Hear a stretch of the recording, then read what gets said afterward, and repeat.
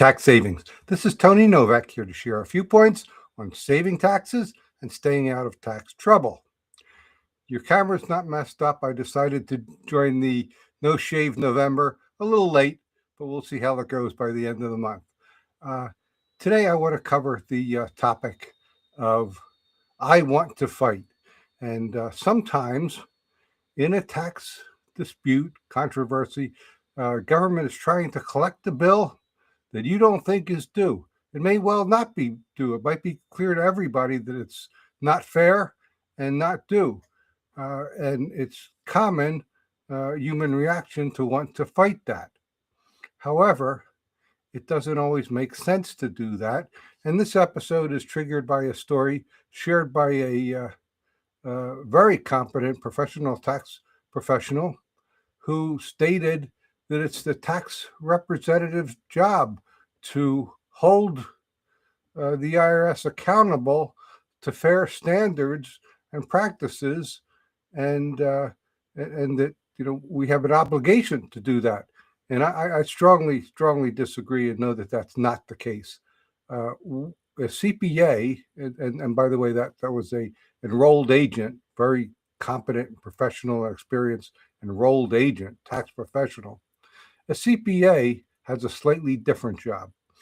The AICPA, that's the governing body for certified public accountants, issued a statement of standards of tax services that all of us, all CPAs, must follow.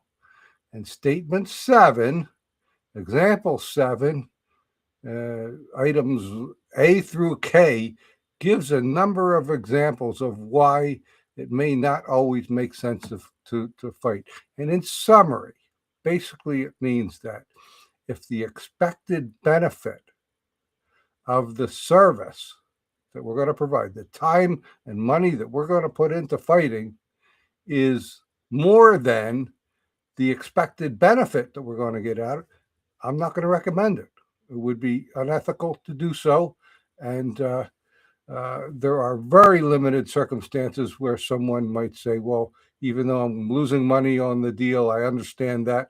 I want to contest this anyway. Well, I'm not saying it's not possible. It is possible. It's just usually not the case. Now, as a financial coach and advisor, almost always I'm going to try to open up an avenue to say, how can we better use our time and money to get a benefit that's greater than that relatively small amount of tax we might be fighting about?